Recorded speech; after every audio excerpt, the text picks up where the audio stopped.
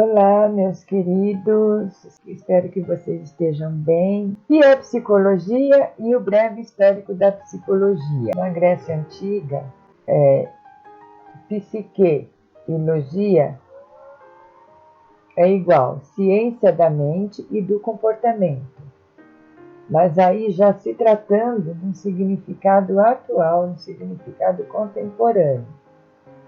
Então, o conhecimento, né? Ciência, conhecimento da mente e do comportamento.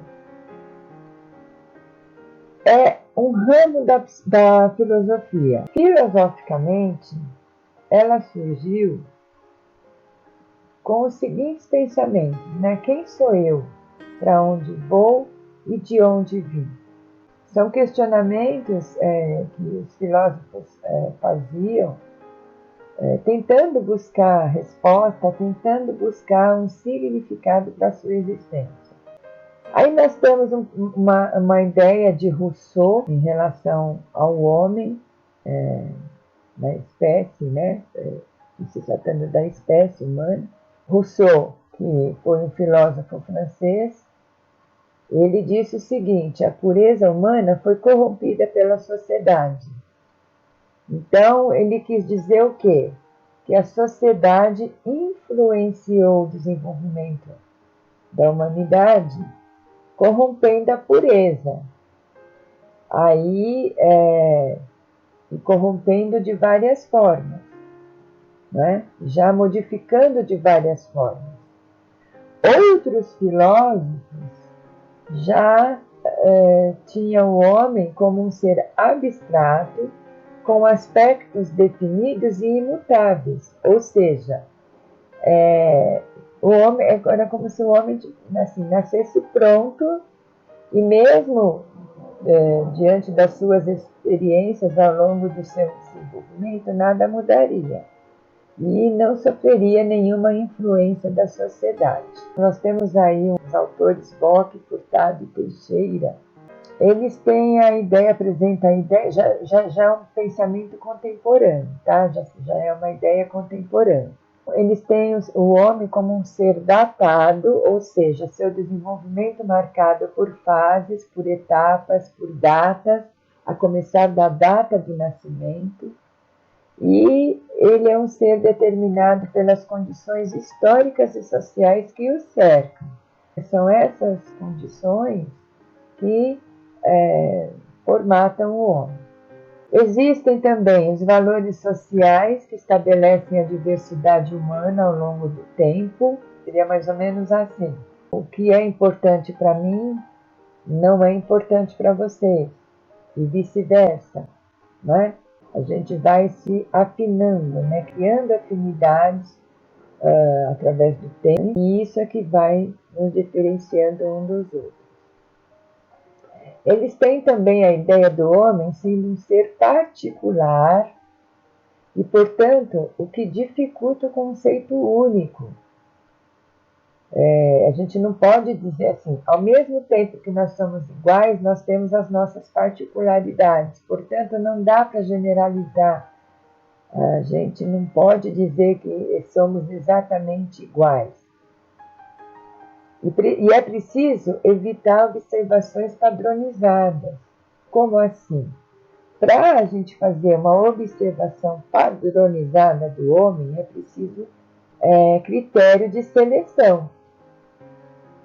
Então, assim, porque cada um tem a sua particularidade, mas se eu for observar, por exemplo, todas as pessoas que usam óculos, que dependem de óculos, já é um critério de seleção.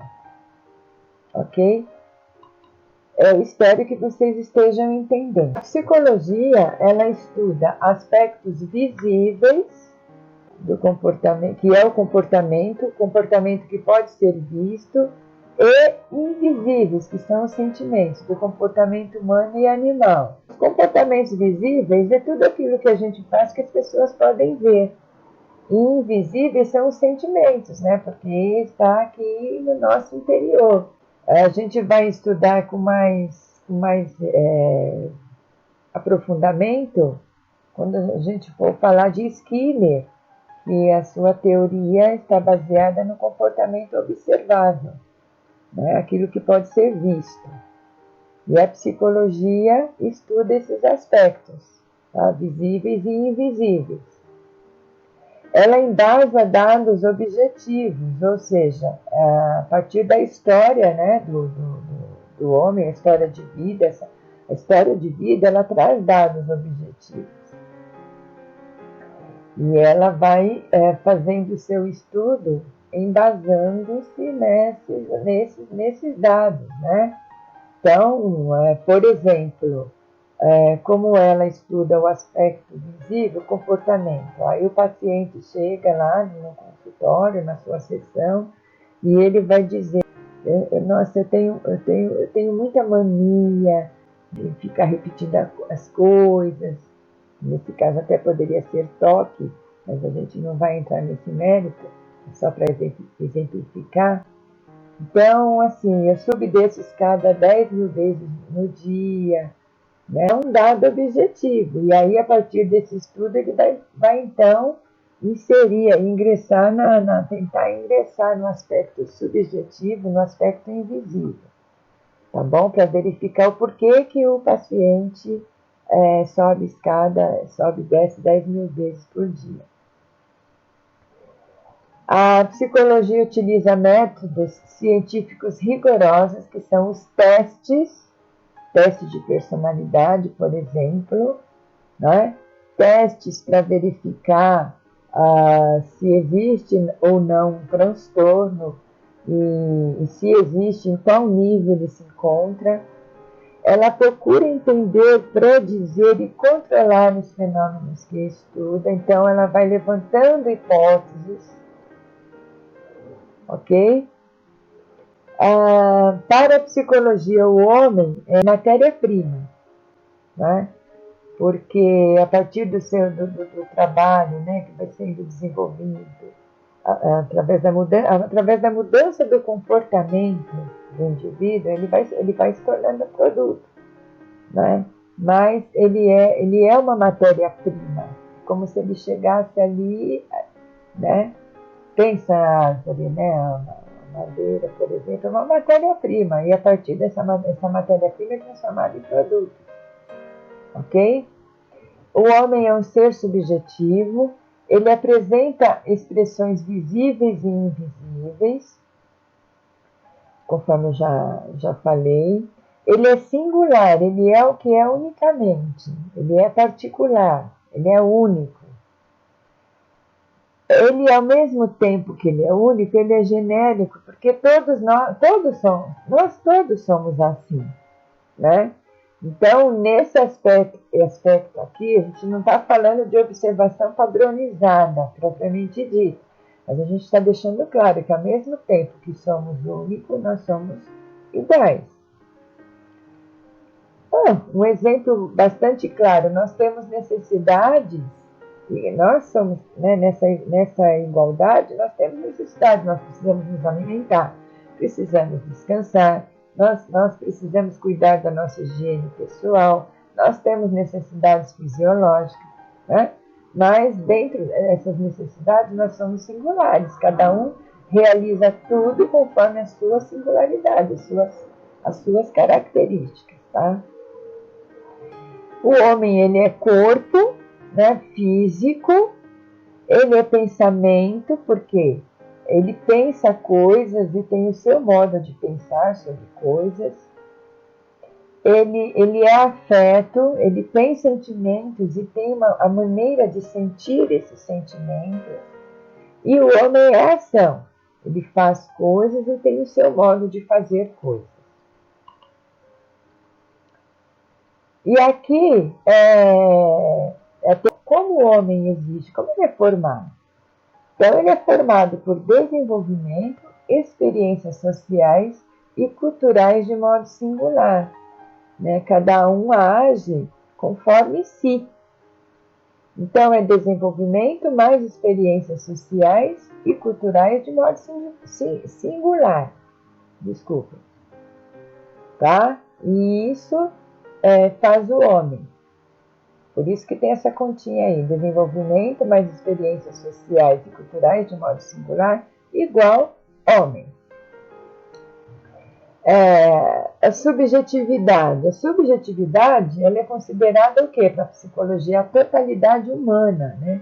É um comportamento. Nessa subjetividade, essa subjetividade envolve o quê? O comportamento, a consciência, a inconsciência, atividades físicas, pensamento, percepção, a racionalidade, sentimento, os nossos desejos, as nossas emoções, as nossas fantasias, e etc. E a subjetividade, conforme eu falei anteriormente, ela não pode ser vista. Ela pode ser manifestada através do comportamento, o que significa que o que não significa que você está vendo, né? De repente uma pessoa está rindo, é um comportamento visível, mas não significa que ela está feliz. E até em sala de aula para as outras turmas, ontem eu exemplifiquei a questão do palhaço. Nem sempre ele é uma pessoa feliz. Aliás, a gente tem a ideia, né, nos passam a ideia de que muitas das vezes o palhaço ele é uma pessoa triste, mas ele se veste de palhaço porque ele quer ter o prazer na alma de fazer o outro rir por ele. É como se o outro risse por ele, né? Algo que ele não está conseguindo fazer devido à sua tristeza. A subjetividade ela não é inata, ou seja, ela não nasce com o indivíduo, ela é construída ativamente e é dinâmica. Então, assim, à medida que a gente vai se desenvolvendo, nós vamos também vai se criando a nossa subjetividade. E ela é dinâmica em qual sentido? Hoje eu gosto de alguma coisa, amanhã eu posso deixar de gostar. Hoje eu não gosto e amanhã eu posso passar a gostar.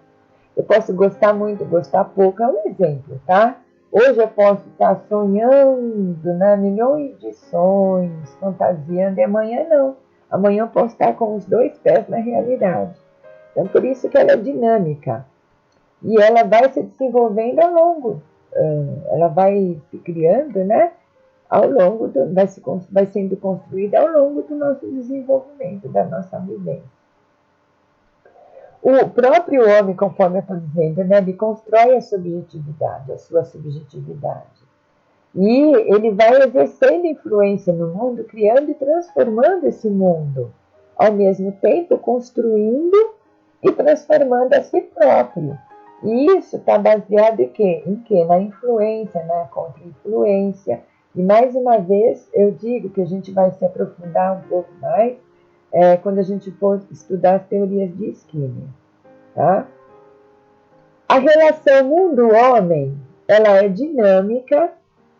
O homem pode moldar sua subjetividade aceitando ou recusando as influências do meio, promovendo novas subjetividades, fazendo de si um ser inacabado. E é isso que eu estou falando, né? Que estou explicando e que está escrito aí. A subjetividade, a gente não nasce com ela e ela não tem limite. Ela é dinâmica.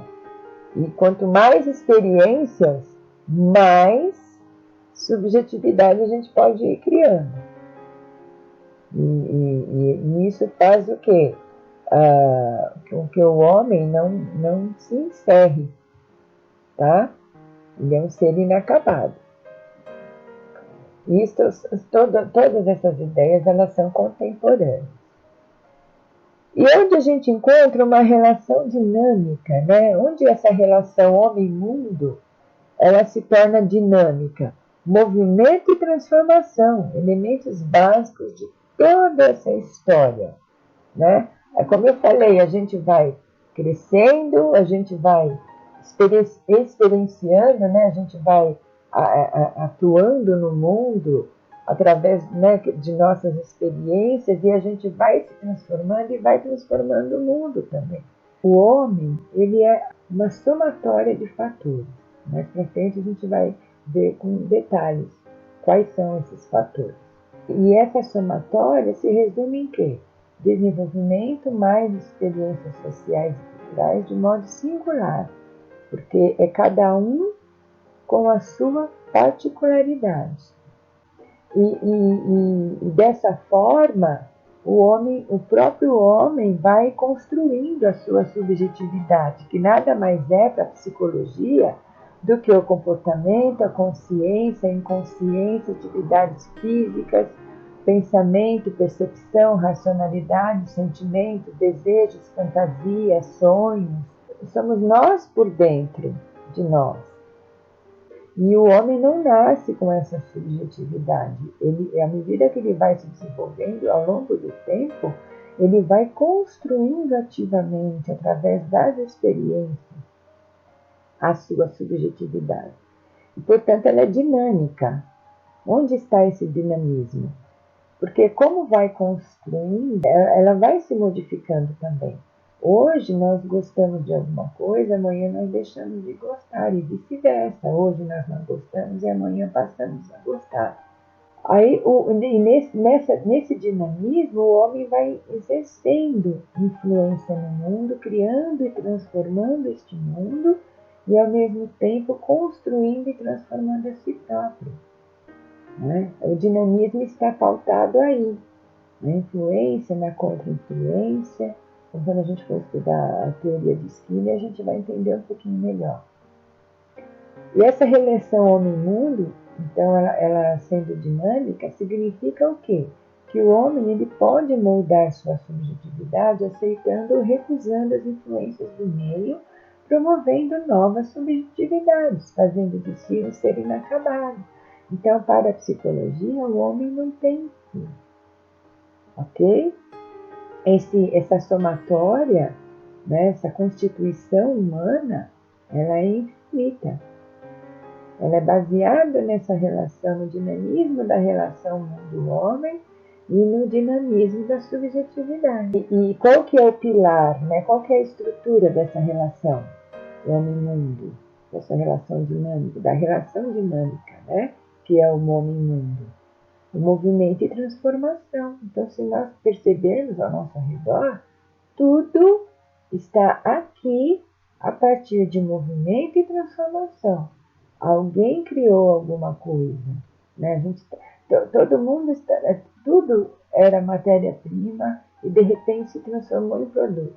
E para a psicologia, este é o homem, que era uma matéria-prima quando ele veio ao mundo, quando nasceu, e à medida que foi se transformando, ele foi se tornando um produto. A psicologia é um ramo das ciências humanas e possui subcampos. Existem diversas áreas da psicologia, né, que a gente pode considerar até como uns afluentes, né? A psicologia geral, a psicologia fisiológica, a psicologia do desenvolvimento, psicologia jurídica, animal ou comparada, social, diferencial, a psicopatologia, a psicologia aplicada ao trabalho, a medicina. Então, o psicólogo se forma psicólogo e depois ele pode se especializar numa dessas áreas. E tem também os ramos da psicologia, que é a psicologia clínica, da educação. Portanto, a psicologia da educação é um ramo da psicologia. A psicologia da saúde, a criminal, das organizações, ambiental, do desenvolvimento social, neuropsicologia, etc. Então, existem os subcampos e os ramos da psicologia.